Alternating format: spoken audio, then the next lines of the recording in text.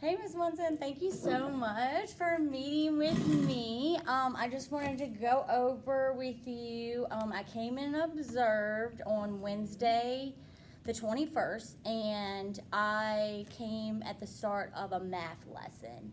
The time was between 10:47 and 11:15, and there were 6 students in your class. It is second grade and fourth or Second, fifth? fourth, and fifth. Okay, second, fourth, and fifth, and there were 4 girls and 2 boys. So you were doing a math lesson. There were so many really amazing things that I saw in your classroom that you and Miss Williams, your pair, were doing that maybe you might not even recognize that you were, but I felt like your teaching was really purposeful. You got the kids' materials all ready. You explained your expectations very clearly, and your tone of voice was very calm and not like abrasive. It wasn't very loud. It was very monotoned. The whole lesson, which I think is really important, especially with kids in SEC that have behavior issues or might be easily triggered or easily getting upset by a voice tone. So I think it's really important that you stayed very calm and your voice tone didn't change no matter how many behaviors happened. And there wasn't really any major behaviors. It was just a lot of like little stuff. But you ignored things that I felt like were appropriate to ignore because I do find that with teachers sometimes they want to address every single behavior, and you're never going to get anywhere with that. I like to think of it as you want to pick your battles and you want to win, so you want to make sure that you're going to pick something that you're going to win over. Right. And they're kids also. You have to understand their brains are not fully developed, which I think you understand, and that sometimes we do need to just ignore them or just let it go because it's just not worth a conversation or a negative response, because those negative responses, especially with kids with behavior issues, really impede their learning. They stack on top of each other and they really bring down their self-esteem. True. And they can affect their daily behavior or their academic success. Another thing that I saw that you did really well was like close proximity. So sometimes you didn't even say anything at all.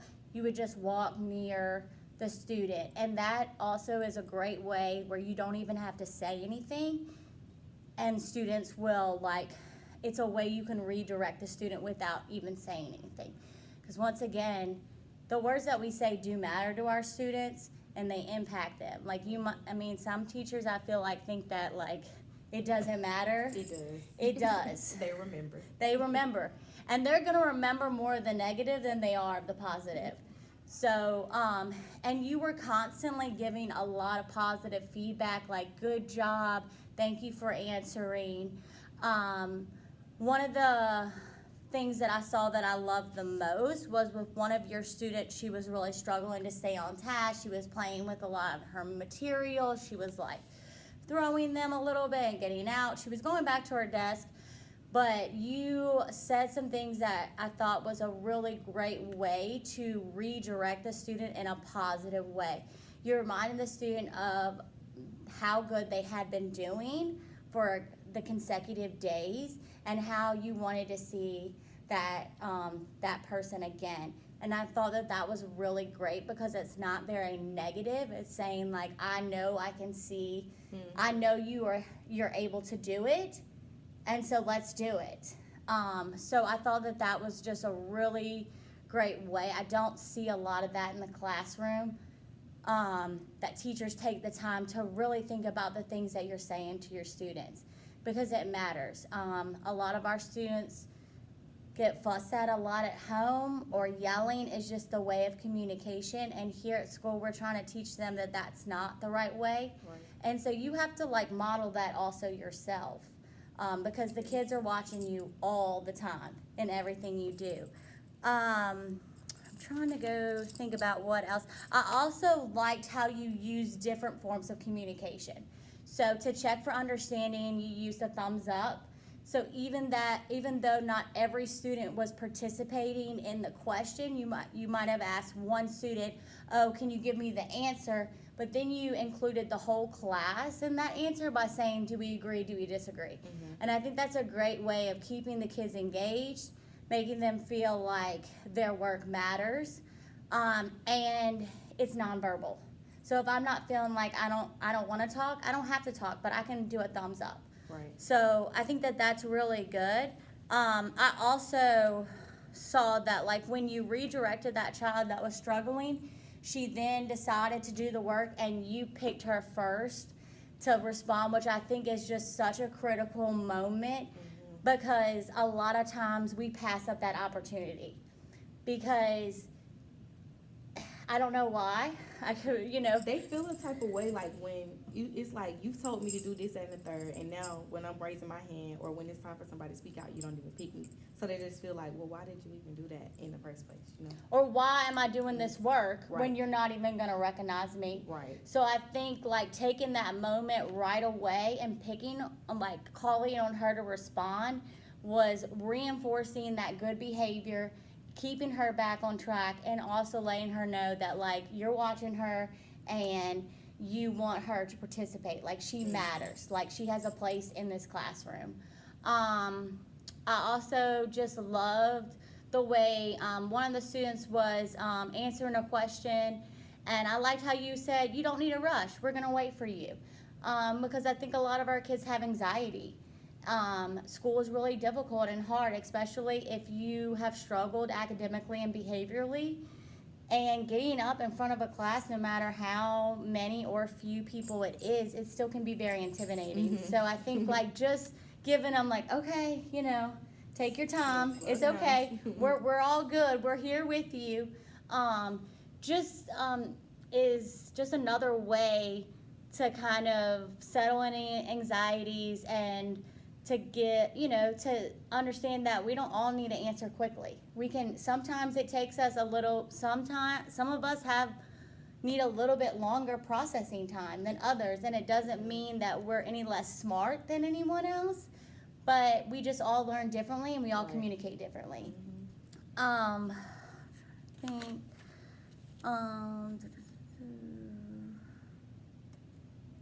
I do also liked how you encouraged everyone to clap for the student after they presented, because I do think that creates a really good community where we're practicing and encouraging others. Like, we might not all get a turn up in the front to do a problem, but we're all going to, like, clap and be polite. And I think that is, like, a good teaching skill just in society. Like, when you go see a play, everyone claps. Like, and a lot of our students, because of their lack of exposure, don't have those social skills that we take for granted, or might not think that, oh, they know how to do that. But our kids, if they've never been to a play, they might not know that that's what you do. So, and it's a confidence boost too. Yes. Yeah, so. I think that would, and I like that as well. I liked how you use, like, you're in control of your own learning, because that, once again, that puts the autonomy back on the student, by saying, like, I'm going to state my expectations and I'm going to be here to support you, but you have control. Like, you can make a decision, you can make a good choice or a bad choice. So I think that's important, because I think sometimes they might think that they don't have control. And so to remind them that, like, even no matter how severe your ADD is or how severe your disabilities are, you still have control of what you can say and what you can do. And I think that's really important. I could definitely tell that you have a great relationship with all of your kids, because they're very responsive to you. They seem to enjoy your classroom, which is important. We want kids to want to come to school and to be with their teachers. And especially our kids really, they rely on us a lot for more than just basic academics. And to show them that there are people that can be consistent in your life, and that cannot let you down, I think is important, because when you're constantly having a rotating door of people and you're moving constantly and you have to like pick and choose what you're going to take with you, it gives our kids a sense of security.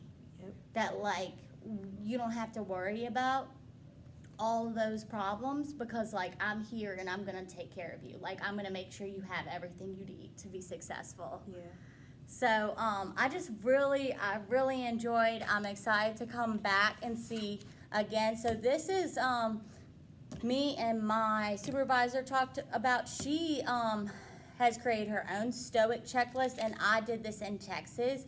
So it's just basically it's basically a classroom management style. So you have your structure, which is the organized classroom for success, how you teach students how to behave responsibly in the classroom, observe students' behavior, supervise, interact positively with students, correct irresponsible behaviors fluently, that is in a manner that does not interrupt the flow of instruction. And so like that's one of the things that I really saw, is that you were still able to keep a pretty fast pace and still deal with the behaviors and keep all the kids on track.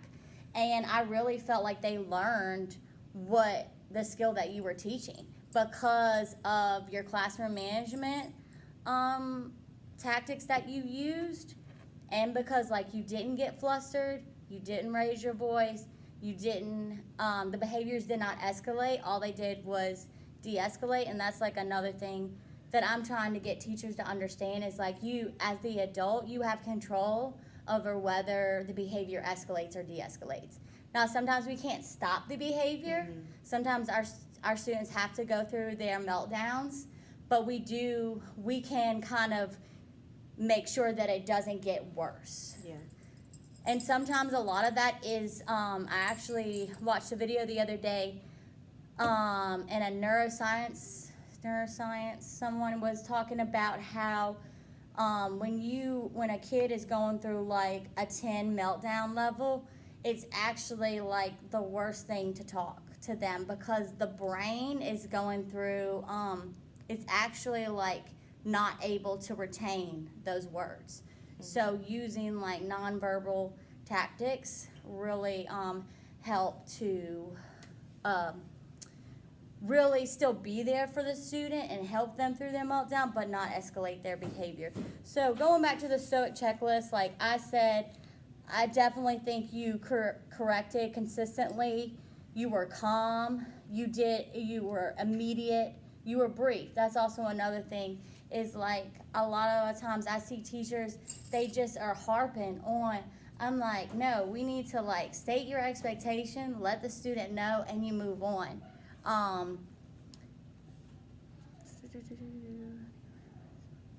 So with interact, do you interact with every student in a welcoming manner? I definitely think you do that. You provide age-appropriate and non-embarrassing feedback. You definitely did that. No, I didn't feel like you made anyone feel uncomfortable. I actually think you did like the complete opposite. Like you were very warm and welcoming, but still stuck to the procedures and the standards and the rules of the classroom. Like you didn't change your rules for them, but the way you handled it was definitely like A+. Let's see, you circulated and scanned the room. You modeled friendly and respectful behavior. Like not everything I'm gonna see right away, but your lesson plan was great. You definitely were prepared to teach the lesson. Like I felt like that is because your lesson was very smooth, so you knew what you were teaching. Your classroom is arranged very neatly. Students have access to materials. You had a very effective beginning and end routine. You had definitely defined your clear expectations and transitions, because they went straight into centers. So, I mean, I really was like, I think you're like an all-star teacher. I really think that like teachers should come and see you, because like there's so many just little things that you were doing that are so simple that really can make or break a day, and also the students' day, because like students want to have a good day too. I haven't met a student that doesn't want to learn or that doesn't want to behave. It's usually, are we providing them with the correct resources and accommodations to make them have a successful day? My one question for you is there any way that you think that you could have incorporated your punch card through your lesson?